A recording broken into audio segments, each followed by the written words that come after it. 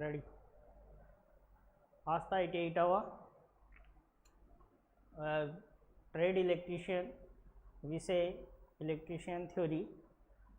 द्वितीय वर्ष की जो सिलेबस है इसमें हम आज पढ़ने जा रहे हैं डीसी जनरेटर, दिष्ट धारा जनित्र। डीसी जनरेटर में हम सबसे पहले हम ये जानेंगे कि डीसी जनरेटर होता क्या है, ये किस लिए काम में आता है, किस प्रकार से ये विद्युत ऊर्जा का उत्पादन करता है, इसका कार्य सिद्धांत क्या है। तो हम सबसे पहले आते हैं इसकी जो इंट्रोडक्शन के बारे में बात करूँ तो डीसी जनरेटर एक ऐसी मशीन होती है जो यांत्रिक ऊर्जा को विद्युत ऊर्जा में रूपांतरित करती है। इसमें हम देखते हैं कि जो जनरेटर है इसको चलाने के लिए हमें यांत्रिक ऊर्जा की आवश्यकता पड़ती है और यांत्रिक ऊर्जा के लिए हमें एक प्राइम मूवर की आवश्यकता पड़ती है। इसके कुछ मौलिक पार्ट भी होते हैं, उनके बिना ये पार्ट अधूरा रहता है। तो सबसे पहले हम बात करते हैं जनरेटर। जनरेटर होता क्या है? जनरेटर एक प्रकार की ऐसी मशीन होती है जो यांत्रिक ऊर्जा को विद्युत ऊर्जा में उत्पादित करती है या रूपांतरण करती है, उसे हम जनरेटर कहते हैं। जनरेटर ये हमारे ऊपर डिपेंड करता है कि हमें आवश्यक जो सप्लाई है वो डीसी चाहिए या एसी। अगर हमें डीसी सप्लाई चाहिए तो इसके लिए हम डीसी जनरेटर का प्रयोग करेंगे और एसी सप्लाई चाहिए तो इसके लिए अल्टरनेटर या एसी जनित्र का प्रयोग करेंगे। तो हम बात करने जा रहे हैं आज डीसी जनरेटर की।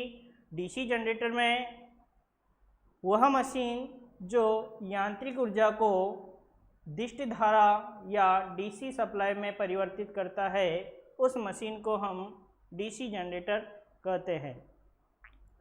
डीसी जनरेटर का एक छोटा भाग होता है जिसको हम डायनामो बोलते हैं। डायनामो का उपयोग बैटरी चार्जिंग के लिए वाहनों में प्रयोग किया जाता है इसका, और हम सेल्फ स्टार्ट के लिए भी इसका प्रयोग करते हैं। डायनामो जनरेटर का ही एक छोटा रूप होता है जो वाहनों में जैसे ट्रक है, बस है, कार है, बाइक है, इन सभी में इसका उपयोग किया जाता है। बात करते हैं हम कि डीसी जनित्र किस कार्य सिद्धांत पर कार्य करता है।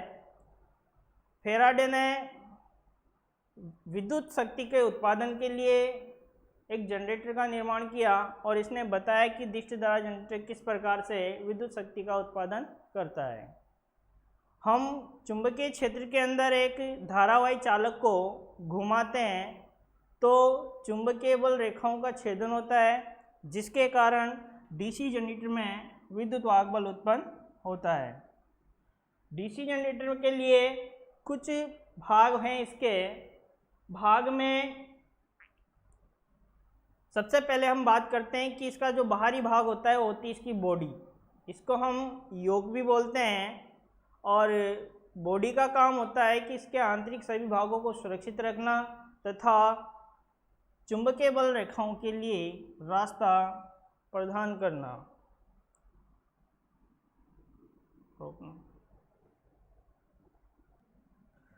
डीसी जनरेटर की मौलिक आवश्यकताएं, इसकी मौलिक आवश्यकताएं 4 मौलिक आवश्यकता होती है। नंबर 1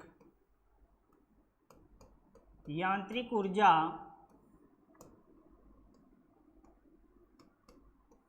डीसी जनरेटर को चलाने के लिए हमें यांत्रिक ऊर्जा की अत्यंत आवश्यकता होती है। इसके बिना हम डीसी जनरेटर को नहीं चला सकते, क्योंकि जब भी हम आर्मेचर को घुमाने के लिए उसके लिए बाह्य बल प्रदान करेंगे वह हमारे लिए एक यांत्रिक ऊर्जा होगी और इसके लिए हम प्राइम मूवर का प्रयोग करते हैं। यांत्रिक ऊर्जा को या तो हम विभिन्न प्रकार से दे सकते हैं, जैसे कि डीजल इंजन के द्वारा है, जल टरबाइन के द्वारा है, वाष्प टरबाइन के द्वारा है, और परमाणु आणविक शक्ति संयंत्र के द्वारा भी हम जनरेटर को घुमाने का कार्य कर सकते हैं। तो यांत्रिक ऊर्जाएं विभिन्न प्रकार की होती है और ये हमें अपने आसपास में पर्याप्त ईंधन के अनुसार ही हम इसका प्रयोग कर सकते हैं। छोटे स्तर पर हम डीजल इंजन का ज़्यादा प्रयोग करते हैं, जो कि हमारे आपातकालीन स्थिति में इसका प्रयोग किया जाता है। तो यांत्रिक ऊर्जा हमारे लिए डीसी जनरेटर का एक महत्वपूर्ण भाग है, इसके बिना हम डीसी जनरेटर को नहीं चला सकते। दूसरा भाग आता है हमारा फील्ड वाइंडिंग। डीसी जनरेटर में फील्ड वाइंडिंग का होना भी अत्यंत आवश्यक है, क्योंकि हमारे पास चुंबकीय क्षेत्र स्थापित करने के लिए हमें फील्ड वाइंडिंग की आवश्यकता पड़ती है, और जब तक चुंबकीय क्षेत्र नहीं रहेगा तब तक जनरेटर में विद्युत वाहक बल उत्पन्न नहीं होगा। इसके अलावा एक पार्ट होता है हमारा आर्मेचर।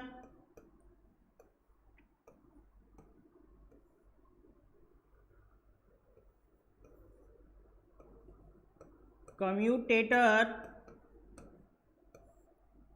तथा ब्रश, ये इसकी मौलिक आवश्यकताएं होती है जो कि 4 प्रकार से बताई जाती है। पहली मौलिक आवश्यकता में यांत्रिक ऊर्जा हो ही गई। इसके बाद में फील्ड वाइंडिंग। फील्ड वाइंडिंग यह बॉडी पर स्थापित की जाती है, जो कि हम इसको दोनों प्रकार से स्थापित कर सकते हैं, एक तो घूमने वाले भाग पर और एक स्थिर भाग पर। स्थिर भाग को हम स्टेटर कहेंगे और घूमने वाले भाग को आर्मेचर या रोटर कहेंगे। फील्ड वाइंडिंग का काम होता है एक चुंबकीय क्षेत्र स्थापित करना, क्योंकि जब तक चुंबकीय क्षेत्र स्थापित नहीं होगा तो विद्युत वाहक बल भी उत्पन्न नहीं होगा।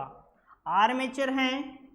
आर्मेचर में जो वाइंडिंग है वो वाइंडिंग काम करती है चुंबकीय बल रेखाओं को काटने का, तथा दूसरा काम है उसका जो कि अत्यंत महत्वपूर्ण है, वह है विद्युत वाहक बल जनरेट करने का। आर्मेचर वाइंडिंग में ही विद्युत वाहक बल उत्पन्न होता है, न कि फील्ड वाइंडिंग में। और इस आर्मेचर वाइंडिंग में उत्पन्न होने वाला जो विद्युत वाहक बल है वो हमेशा प्रत्यावर्ती मान का अर्थात एसी ही उत्पन्न होता है। एसी उत्पन्न भली से जनरेटर डीसी हो या एसी हो, दोनों में ही एसी विद्युत वाहक बल उत्पन्न होता है। ये हमारे ऊपर डिपेंड करता है कि हमें डीसी चाहिए या एसी। इसके लिए हम कम्यूटेटर या स्लिप रिंग का प्रयोग करते हैं। चौथी मौलिक आवश्यकता है इसकी कम्यूटेटर तथा कार्बन ब्रश। कार्बन ब्रश और कम्यूटेटर दोनों का एक सचल संपर्क होता है, और कम्यूटेटर के साथ में जो आर्मेचर वाइंडिंग है वह सोल्डरिंग की हुई होती है। आर्मेचर में उत्पन्न होने वाला जो विद्युत वाहक बल है वो विद्युत वाहक बल कम्यूटेटर पर जाता है, और कम्यूटेटर के माध्यम से हम ब्रश तथा ब्रश लीड के द्वारा बाह्य परिपथ को प्रदान कर देते हैं। आज के लिए हम बस इतना ही पढ़ेंगे। इसके आगे की क्लास जब भी होगी उसमें हम जानेंगे कि डीसी जनरेटर के जो भाग होते हैं वो क्या क्या होते हैं और वो किस प्रकार से एक जनरेटर में व्यवस्थित होते हैं। आज की क्लास यहीं पे समाप्त होती है। जय हिंद, जय भारत।